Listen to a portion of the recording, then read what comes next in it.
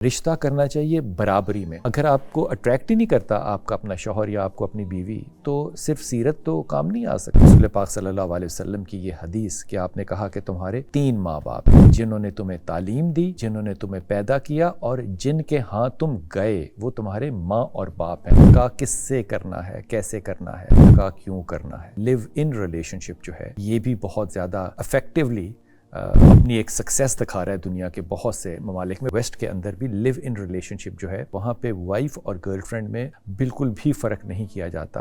بسم اللہ الرحمن الرحیم. ہمارے ہاں بہت سے گھریلو مسائل میں ایک بہت بڑا جو ابتدائیہ ہوتا ہے وہ نکاح ہوتا ہے کہ نکاح کس سے کرنا ہے، کیسے کرنا ہے.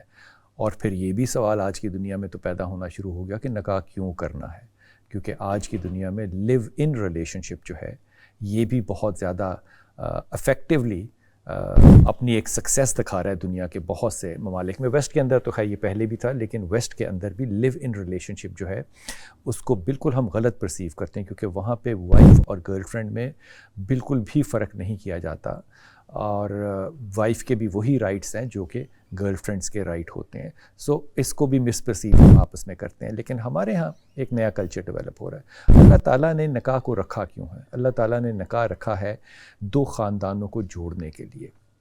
یہ بات ذہن میں رکھیے گا کہ ہم ہمیشہ یہ سمجھتے ہیں کہ نکاح جو ہے وہ 2 لوگوں کا، 2 فردوں کا، 2 افراد کا ایک کانٹریکٹ ہے. اس کی میں مثال دیتا ہوں کہ آج کی دنیا میں بھی 2026 میں بھی اگر آپ غور کیجئے تو جاپان جیسے ملک میں اگر کوئی شخص شادی کرتا ہے، پاکستان سے کوئی لڑکی جاتی شادی کرتی ہے اور اس کا شوہر مر جاتا ہے، تو وہ وڈو جو ہے وہ خاندان کو نہیں چھوڑ سکتی. اگر کوئی جاپانی بھی شادی کرتا ہے، لوکل بھی ہے، تو وہ وڈو ہونے کے بعد بھی وہ اپنے خاندان کو نہیں چھوڑ سکتی، کیونکہ ڈیورس اگر دینی ہے یا وڈو کو آزاد کرنا ہے تو وہ سارے فیملی کا ایک کانسنٹ ہوگا، لیگلی ایک کانسنٹ ہوگا، ورنہ اس کانسنٹ کے بغیر جو ہے وہ بیوی آزاد نہیں ہوتی. مجھے یہ جو تصور ہے وہ زیادہ پرو اسلامک لگتا ہے، کیونکہ ہمارے یہاں یہ تصور فیمس نہیں ہے. اس لیے ہمارے علماء کرام نے بھی اور ہمارے تھنک ٹینکس نے بھی اس کو ایک اپنا پرسیپشن دیا ہے کہ بیوہ ہوتی ہے تو وہ پھر آزاد ہوتی ہے، فیملی کا کنسرن اس میں نہیں ہوتا.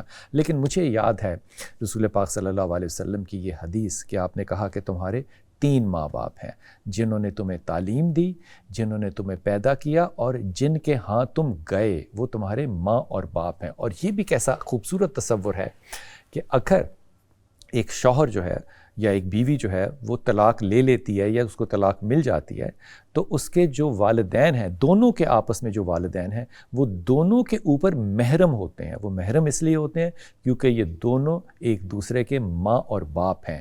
اور محرم سے آپ تصور سمجھ سکتے ہیں کہ محرم کا مطلب ہوتا ہے محرم. اس کا مطلب ہے کہ اس سے کوئی پردہ نہیں ہے آپ کا. ہمارے یہاں بہت زیادہ جو ڈفرنس آیا ہے نکاح کے کانسیپٹس کے اندر، that is because of late marriages. لوگ جو ہیں وہ نکاح سے تھوڑا سا حجاب کرتے ہیں کہ ہم اپنے کیریئر کو پہلے سیٹل کر لیں، پھر ہم اس کے بعد نکاح کر لیتے ہیں. میرے خیال میں یہ بھی ایک بڑا ہی غلط طریقہ کار ہے. نکاح صحیح عمر میں کرنا چاہیے. میرے خیال میں صحیح عمر جو ہے وہ آپ کی ہے 21-22 سے لے کے میکسیمم 30 تک، کیونکہ 35 کے بعد آپ کی جو سٹوریج آف ایگ ہے یہ بہت ڈپلیٹ کرنے لگ جاتی ہے. لیکن ہماری یہ بچیاں جو ہیں وہ ظاہر کیریئر بنانے میں زیادہ، اور ہمارے بچے بھی اس میں زیادہ مصروف ہوتے ہیں.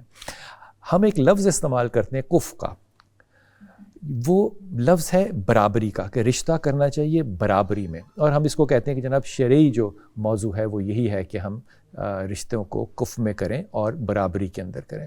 لیکن جب میں اپنے نبی پاک صلی اللہ علیہ وسلم کی زندگی کو دیکھتا ہوں تو حضرت عمر خطاب کی اگر میں ان کی بیٹی کو دیکھوں، یا میں حضرت ابوبکر صدیق کی بیٹی کو دیکھوں، تو میں یہ کہہ سکتا ہوں کہ یہ برابری کا رشتہ ہے، کیونکہ یہ سب تینوں جو ہیں یہ قریش کے سردار ہیں. لیکن جب میں باقی شادیاں دیکھتا ہوں تو اس کے اندر کوئی برابری نہیں ہے، اس میں کوئی برابری نہیں ہے. برابری دیکھنا اچھی بات ہے، لیکن ضروری نہیں ہے کہ اچھا کردار اور اچھا خاندان جو ہے وہ برابری میں نظر آئے. اب اچھا کردار اور اچھا خاندان جو ہے وہ دیکھنا کیوں ضروری ہے؟ کیونکہ اس جگہ سے آپ کی ایک پوری نسل جو ہے اس نے ترتیب پانا ہے. ہم جو عام طور پہ کنڈیم کرتے ہیں دیکھنا، برا سمجھتے ہیں وہ ہے شکل و صورت. ہم کہتے ہیں سیرت کو دیکھنا چاہیے، سیرت کو ضرور دیکھنا چاہیے، لیکن میرے خیال میں شادی کیونکہ ایک رشتہ ہے جس میں جو تعلقات ہیں لبائڈو کے یہ بڑے اہم ہیں.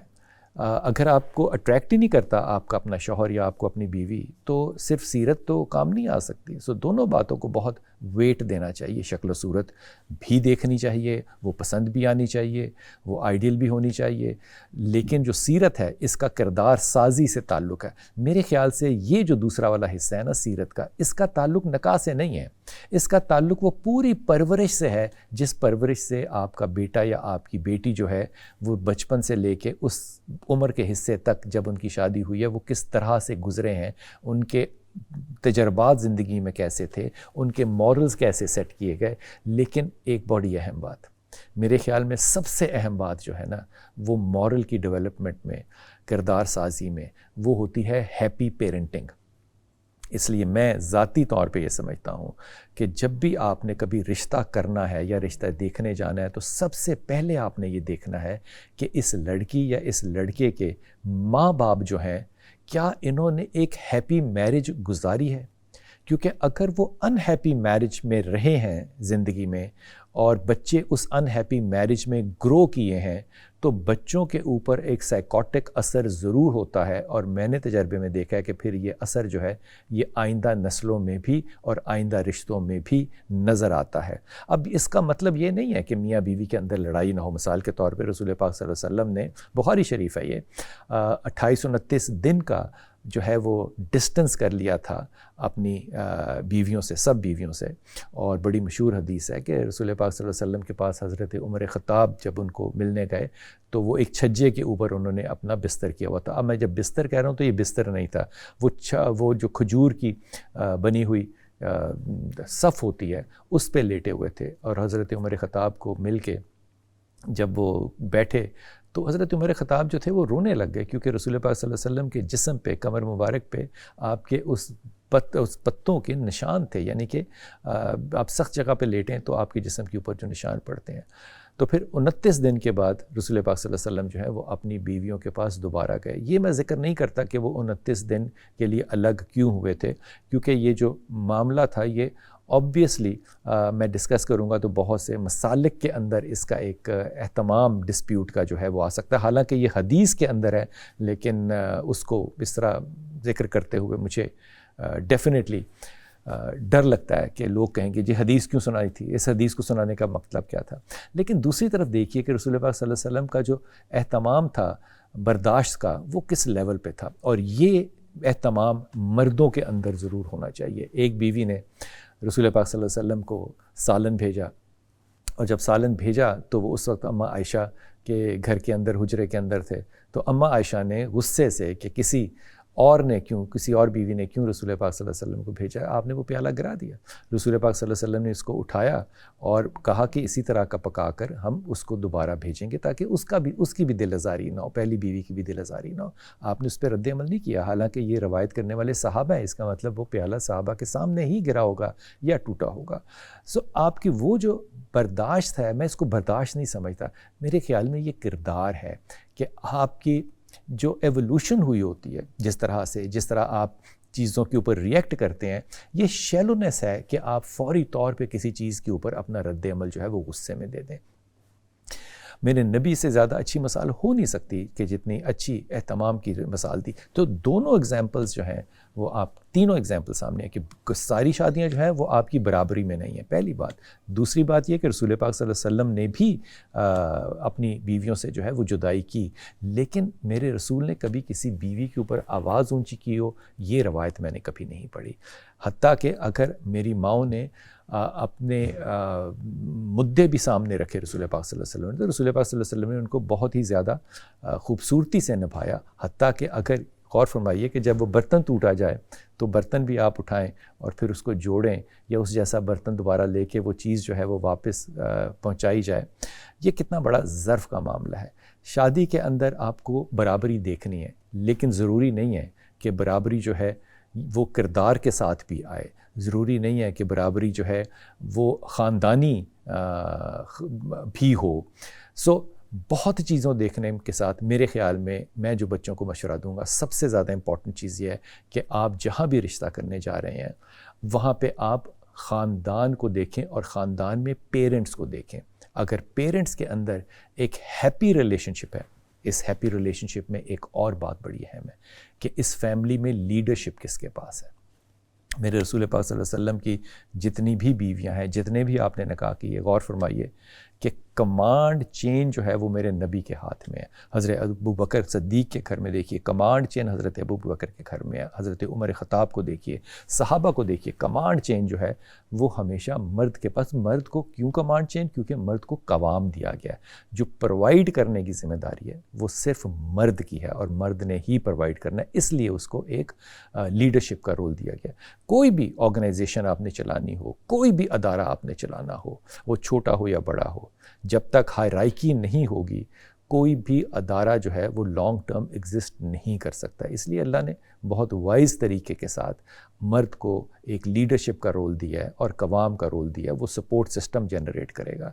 بچے جب رشتہ دیکھنے جائیں، میرے خیال میں سیکنڈری کنڈیشنز ہیں کہ تعلیم کیسی ہے، سیکنڈری کنڈیشنز ہیں کہ وہ رہتے کہاں پر ہیں، ایک سیکنڈری کنڈیشن ہے کہ ان کا گھر کیسا ہے، ایک سیکنڈری کنڈیشن ہے کہ گھر کرائے کا ہے یا اپنا ہے۔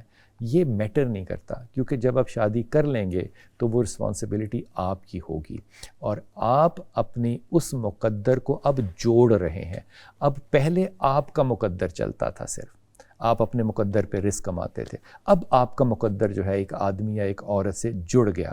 اب یہ دونوں جڑے ہوئے مقدر جو ہیں، اس کے اوپر حدیث دیکھیے نا، جب اللہ کے رسول نے کہا کہ نحوست جو ہے وہ، ہم لوگ اس حدیث کو بھی بڑا توڑ مڑوڑ کے پیش کرتے ہیں۔ میں نے بخاری شریف میں حدیث پڑھی ہے اور یہ بالکل ایسے ہی ہے کہ نحوست 3 چیزوں میں ہو سکتی ہے، اور اس میں ایک چیز یہ ہے کہ اگر آپ کی ایگزیکٹ اچھی کمبینیشن نہیں ہوئی۔ بیٹیوں کے لیے ایڈوائز یہ ہے کہ سب سے پہلے وہ سیرت صحابیات جب پڑھیں تو اس میں سبمیشن کا کریکٹر دیکھیں کیسا ہے، اور جب میرے بچے اپنے صحابہ کو، اہل بیت کو یا رسول پاک صلی اللہ علیہ وسلم کی سیرت کو پڑھیں تو یہ دیکھیں کہ جو برداشت کا نہیں، جو صبر کا، جو اگنور کرنے کا جو کریکٹر ہے، اور گیو ان کرنے کا اور لیٹ گو کرنے کا جو کریکٹر ہے، یہ میرے نبی سے زیادہ اور کسی میں نہیں آیا۔ آئی ہوپ کہ میرے بیٹے اور بیٹیاں جو ہیں وہ جب آئندہ رشتوں کے لیے سلیکشن کریں گے تو ان باتوں کو بہت مد نظر رکھیں گے انشاءاللہ۔